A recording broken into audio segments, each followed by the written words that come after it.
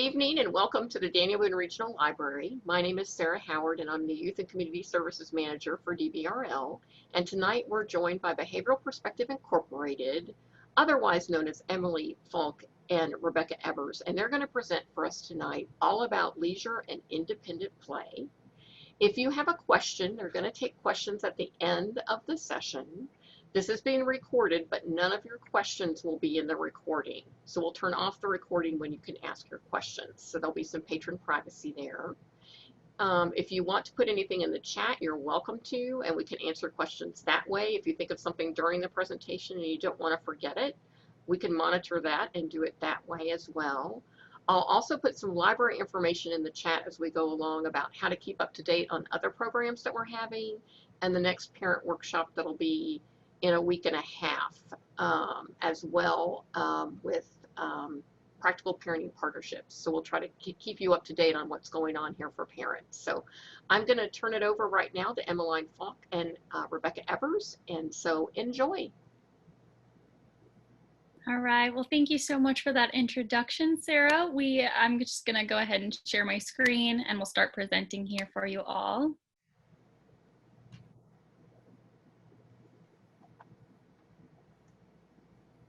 All right, so as Sarah mentioned, today we are going to present on leisure and independent play. And first, we'd like to, formally introduce ourselves. My name is Rebecca Ebbers. I'm a board-certified behavior analyst with Behavioral Perspectives Incorporated. And with me as well, I have Emeline Falk. She is also a BCBA.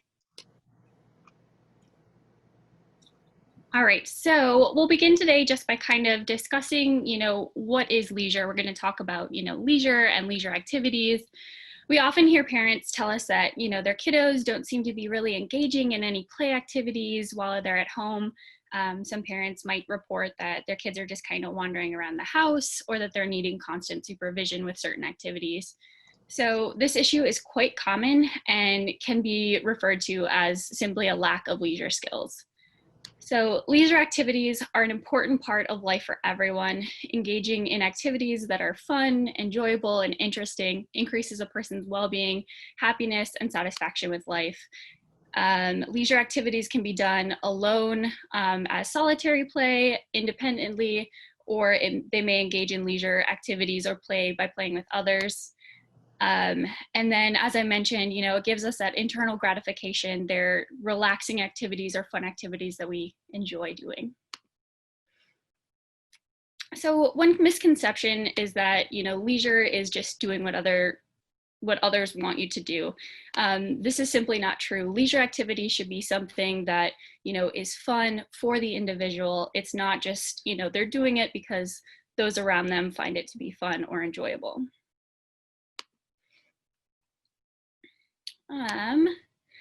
So leisure skills are the skills necessary to engage in activities that we like to do on our own or with others during our free time. It is important to remember that there might be some prerequisite skills or some skills that you might need in order to engage in these leisure activities. So some of these skills might include, identifying activities that they like to do or preferred activities, having those time management skills. If we're playing a board game, it's pretty simple that, you play to the end, versus if you're coloring in a book or reading a book, how long is appropriate to engage in that activity. Another common skill that may be necessary for leisure skills is, gathering the materials necessary for that activity. And then, as I mentioned before, playing a game or an activity to completion. Another misconception that people often have is that having leisure skills is just simply playing or it's a social skill. So leisure skills are, the skills that are necessary in order to engage in these activities. It's not simply playing, it's not simply social skills.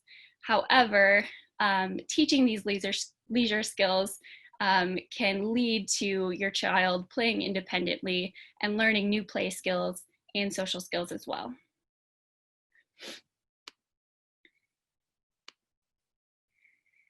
So now that we've given just kind of a brief introduction on what leisure skills and leisure activities are, we want to make one more distinction. Today, we're not going to go over how to teach your child how to play or to teach them social skills, but we are going to teach you how to, provide these opportunities to teach your child leisure skills and activities.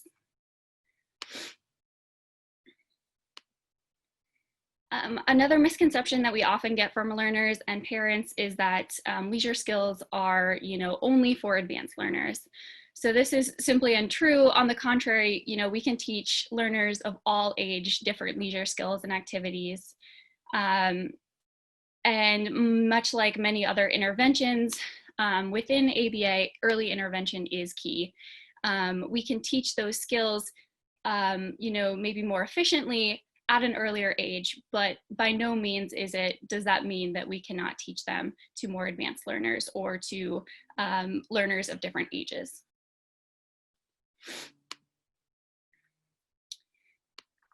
So we want to make sure that when we are teaching these leisure skills, as I mentioned, there are prerequisite skills or skills that you might need before they are able to engage in these leisure skills and activities all by themselves. So a few of the different, what we like to refer to as building blocks of, leisure skills and activities are listed here on the screen. They include all the way down there at the bottom, eye contact, parallel play, sharing and taking turns, greeting and goodbyes, engaging in reciprocative conversations, initiating interactions with peers and adults, and then engaging in novel or less preferred play. So I want you guys to consider the skills more at the bottom as those foundational skill. It's a unique skill that builds upon each other. For example, it would be necessary to be able to engage in parallel play in order to engage in turn taking and sharing with peers as well.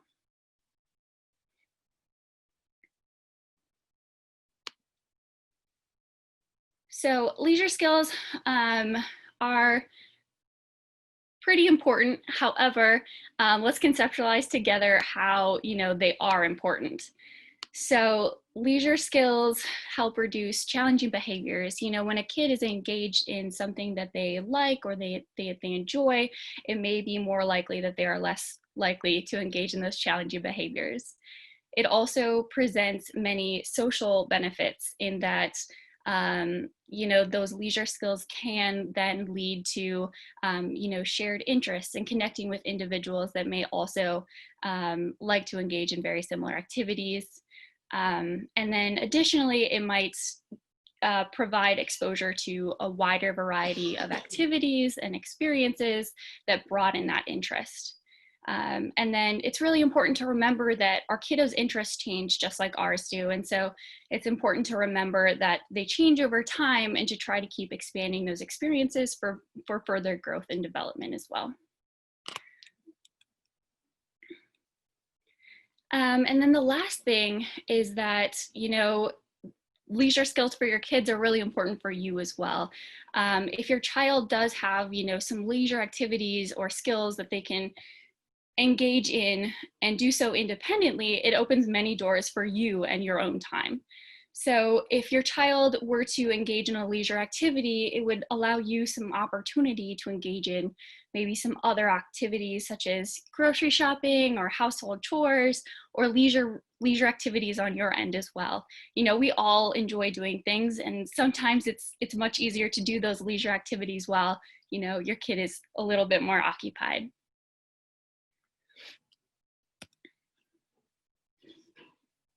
And then finally, leisure skills are also really important in that they promote independence. So if your child has, one-on-one therapy, or they have, a one-to-one support at school, it's really likely that they're really used to having someone right there engaged in activities with them all the time. And so leisure activities do offer that opportunity to promote some more independent activities, some more independent time, and that can expand into other areas as well, such as, the classroom. They might be able to engage in leisure activities in school, outside of school. and so forth. A few different ideas for leisure activities. This is by no means a comprehensive list, but they do present many different ideas of things that, you know, maybe your kiddos like to do or even you like to do. So just a few to mention, you know, listening to music. This is a really good one for, you know, older individuals that we may be promoting leisure activities. So teaching them how to find a pair of headphones, turn on some music, and listen to the music for, you know, X amount of songs by themselves. Doing a puzzle, reading a book, playing a sport, spending some time outside. Again, this list is by no means limited to what you see on the screen. It could include other things such as, you know, reading comic books or board games or card games as well. All right, and I'm going to go ahead and stop sharing my screen. I'm going to turn it over to Emeline. Awesome, thank you, Rebecca. So that was a wonderful introduction of, you know, what leisure skills are, and now I am going to, oops, press the wrong button, sorry. I'm going to present my screen to you guys, and we're going to talk about, you know, how to get started teaching leisure skills to your kids, and different strategies in how to do that. So kind of the first thing is to, you know, pick what leisure skill we want to teach, right? So we want to make a list. We want to think about what are some of the play skills, play activities in general that your child likes to do. Write those down on a piece of paper. Then circle the ones that you know your child needs help doing. So what are those activities that you know they are going to need your help completing?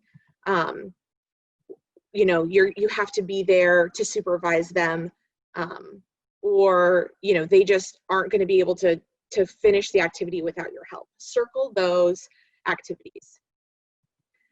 And then pick one of the activities you circled.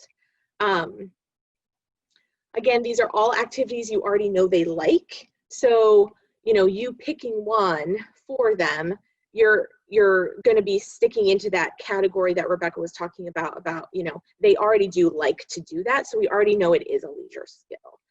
So you're going to pick one of them to start teaching them the steps on how to do that activity on their own. That is, you know, kind of the first step is, you know, picking that activity, and then making sure, you know, you have all the supplies and all the things and you can get started, but make sure you just pick one. Don't overwhelm yourself and say, okay, well, there's 4 things on this list that I circled. Let's do them all at the same time. Don't overwhelm yourself. Just pick one activity and start with that. So now we're going to talk about the different strategies to actually teach the skill. We're going to start by talking about teaching with behavior chains. Behavior chains, or they're also known as task analyses. So basically a behavior chain is simply a chain or a sequence of different behaviors or different actions. So what we would do is we would take that activity that we circled and we would break it down into many different parts.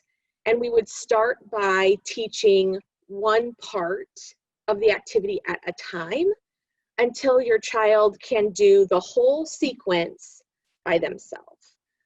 So here is an example of basically like initiating play, playing the game, and putting it away. This is a pretty broad and vague task analysis or behavior chain, and some kiddos only need something like this. So the reminder to learn how to, you know, ask what game someone wants to play, get the game out, you know, put it together and then put it away.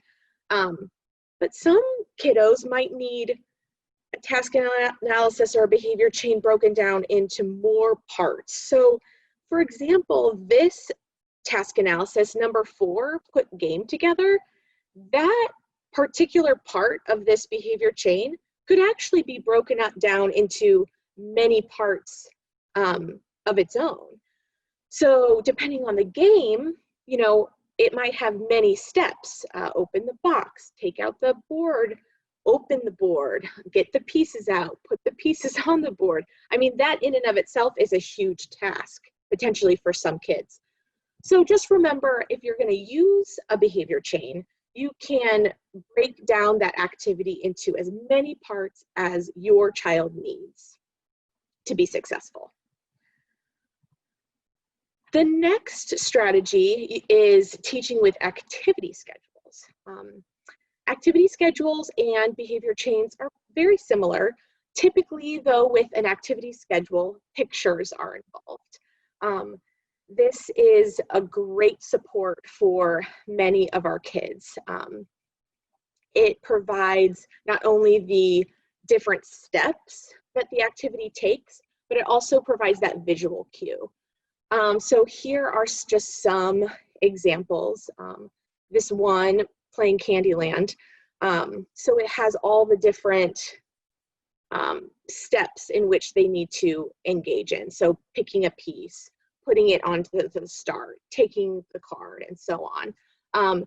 Activity schedules are another great way to increase independence. So maybe at first, when you're teaching a skill, you're right there and you're helping your child through the activity. And then once they get more comfortable with it, maybe you create an activity schedule.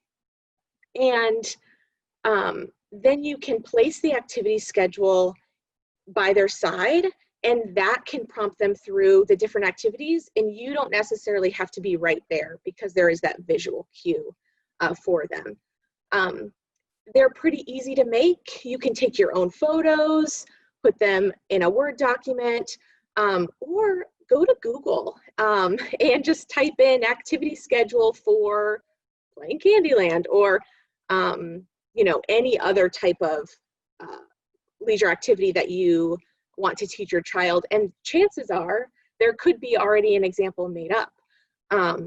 So this is a great resource, and it's not something that you just have to use with a really structured activity like a board game, but over here there are other examples of more like free play type activities like playing with cars or painting.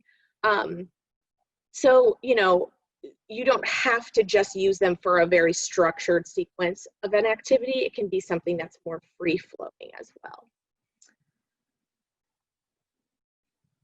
Next is the use of video modeling. I love this one because many of our kiddos are just so motivated by screens and watching a video. And so video modeling is when either you yourself take a video engaging in the activity, all the different steps, all the different parts, and then you show that video to your child to help teach what to do next and what to do when.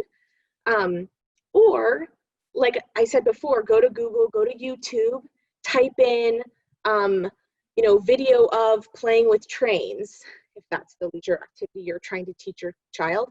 And chances are you're going to find an adult or a child playing with trains. And you can use that as well to help teach the skill. I'm going to give, there's some examples I'm going to share here. And we'll kind of walk through maybe how you can use a video to teach an activity. So we'll see if this works. Okay. Let's play the train. Trapped together.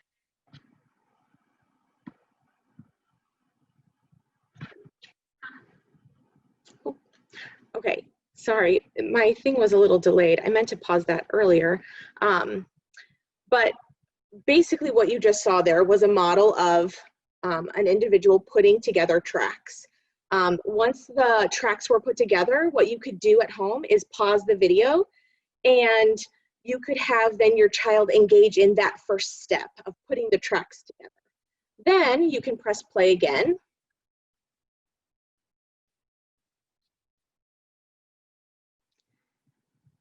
And you can see that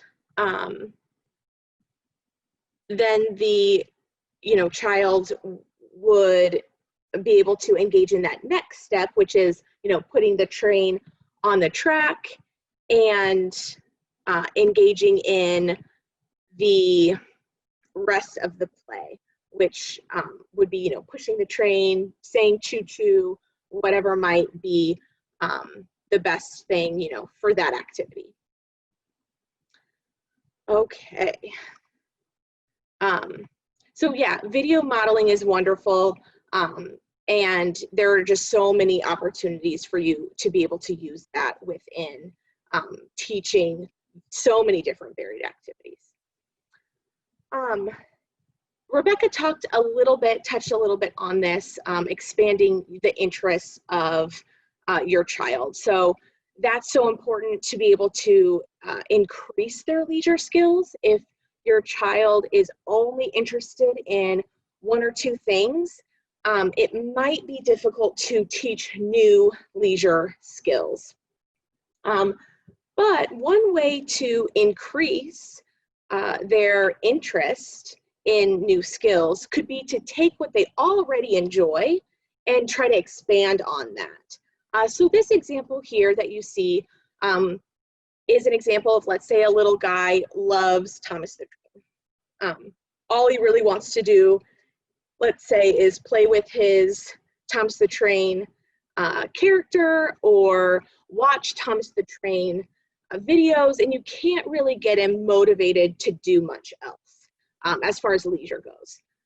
So what we suggest is, taking that character and expanding it into different activities. So we'll use Candyland again as an example. Let's say you buy a bunch of Thomas stickers and you put Thomas stickers all over the Candyland board. And then instead of letting your child be one of those little men on the Candyland board, he can take his Thomas train and be Thomas as he moves through the Candyland board. He might be more inclined to participate in learning this new activity if there's something that's already enjoyable, within the activity.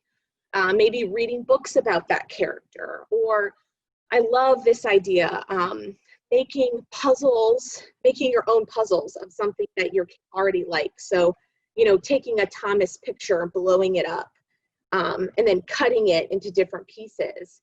Then boom, you mix them all up, and then you have your own little puzzle. You can teach your kiddo how to put together his very own Thomas puzzle. Doing crafts, things like that. So, thinking about how can we incorporate things that they already like in new ways. And then once your kid has some new leisure skills, a variety of different things they've learned, a great way to have them continue to be able to access these leisure activities is introducing busy boxes, which basically just means having these activities out and available to your kid. So let's say you taught coloring and you've taught, looking at a book and, putting stickers in a sticker box or a sticker book. You want to make sure that those things are available and freely accessible to your kid so they can truly be leisure activities. They can access them at their leisure, right? So putting together boxes, having things prepared for them is a great way to encourage the continued activities of leisure. And then, a great thing too to keep in mind is maybe having a specific place for your kiddo to go and engage in their leisure activities. If you think about it, we all kind of do this naturally. I know when I just want to relax, I take a good book and I curl up on, like in the corner of my couch is my favorite spot, and I'm relaxed almost immediately. I feel comfortable. I'm ready to engage in my book. So having a space designated, it doesn't have to be called a sensory corner. It can be anything that you and your family, want it to be. But maybe designate a place so your kiddo can be comfortable and confident going to that space and engaging in their new leisure skill. Now we're just going to talk about a few quick tips for teaching. So for all behaviors that you teach, you might want to think about teaching them first with an adult rather than teaching them first with a peer or a sibling. When we're teaching a new skill, we want it to be kind of a more controlled environment, and kiddos, are unpredictable. So being able to teach a skill potentially with an adult who we can say, okay, it's, they know their role, their part in the teaching procedure is going to probably be a more successful teaching opportunity. And then once learned, being able to bring in a peer and have that learning transfer over to engaging in that learning or that leisure activity with a peer. We want to make sure we're doing preference assessments, which basically just means making sure we're asking or figuring out what our child wants to maybe earn when the teaching of this skill is taking place.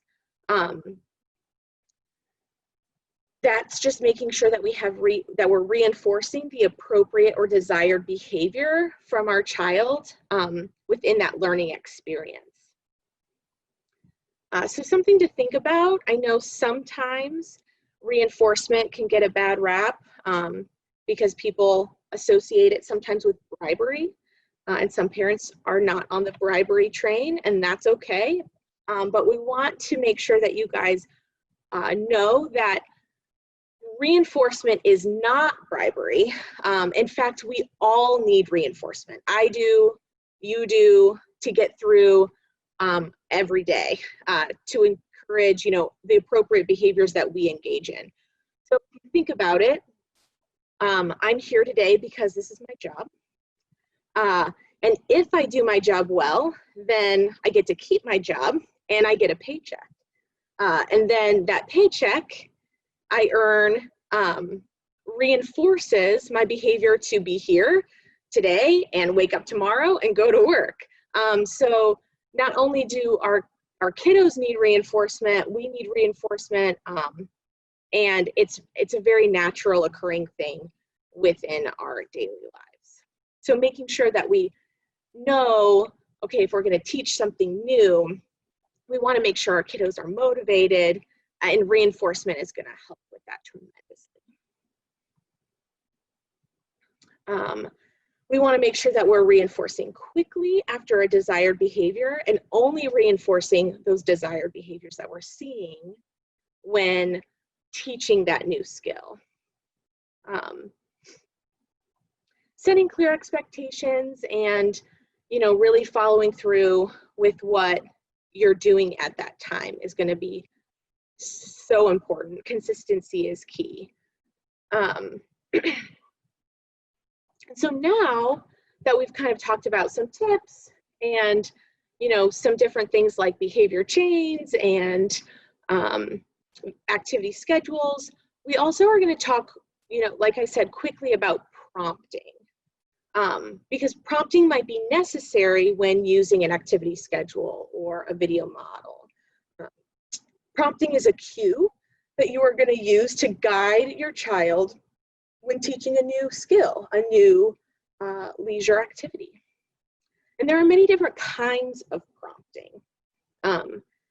There's physical guidance, which is the first one we'll talk about. And this is exactly what it says. You're going to, if needed, physically guide your child to do that behavior that we want to see. So we just want to make sure that we're always, subtle about this, gentle, and never forceful. If your child shows they're uncomfortable, then of course we stop. So just a simple example of using physical guidance would be, again, let's use our Candyland example. It's your child's turn to pick up a card and then move his piece. Let's say he picks up his card, he sees what color it is, and then he stops engaging. What we can do is maybe take his hand and with our open palm, push maybe gently his hand down to hover over his piece, or even to touch his piece. And maybe that's all he needs to be able to then engage in picking up his piece and moving it. Maybe he needs help also moving it. So he has the piece, maybe then we just kind of push gently his hand over the space he needs to be and help him release his piece. So that's just a simple example about physical guidance. Of course, we want to always be able to fade out prompting, and we'll kind of talk about different ways to prompt that are less intrusive than physical guidance. There's a verb that maybe doesn't need a physical prompt. They just need you to say, hey buddy, it's your turn, or whose turn is it? Or pick up a card. For them to be able to come back and say, okay, I'm ready. I need to, start engaging in this activity again. There's modeling. So we kind of talked about video modeling, but you can also just model and show exactly what your child needs to do to perform that activity in person. So if it's playing with trains, if it's starting up the radio and selecting, their favorite station, you can perform that activity for them. They can watch you do it, and then you can, have them try. You can model separate steps and have them do those steps one after the other, or you can model the whole thing for them and see if they can do the whole thing. It just depends on what your child needs for that activity. There's also visual guidance. This is a wonderful way, again, to start fading out those prompts and maybe not have you right there all the time. So you can use pictures to show, what step is next. For example, this weight picture. Let's say you're playing a board game and you notice your child doesn't like to, or doesn't maybe understand quite yet taking turns. He wants to go and then go again and then go again his turn.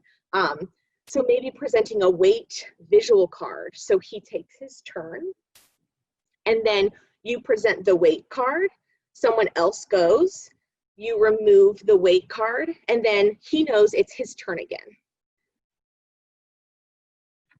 Then there's gesture guidance. This is a more, a less intrusive form of guidance that maybe you can step back from your physical guidance. You can move towards a gesture once they start to have that skill down more and more, and maybe they just need you to kind of point to the card deck for them to remember, oh, it's my turn to pick up a card. So pointing or gesturing to what step is next is also very helpful. So that is basically all of our presentation on teaching leisure skills, what are leisure skills, and kind of how to get started. So we have a good amount of time actually for questions. if anyone has them, I'm going to exit out and stop sharing my screen. I will, however, I will share it here again in just a minute. So in case you guys do have any questions that you don't maybe want to ask right away or right now, I'll share my screen one more time so you can have access to Rebecca and I's emails. Feel free to email us at any point talking about leisure skills or any really type of behavioral need. We'd be happy to just lend support and do what we can to assist in this situation. So I will stop talking. I'll turn on my screen again so you can have access to our emails. And then, I don't, Sarah, if there are questions or if there's anything in the chat box that you see, just let us know. So far, I'm not seeing any questions. What I'm going to do now is thank you officially and turn off the recording. So if someone does have a question, they have some privacy on that. So thanks everybody for joining us tonight.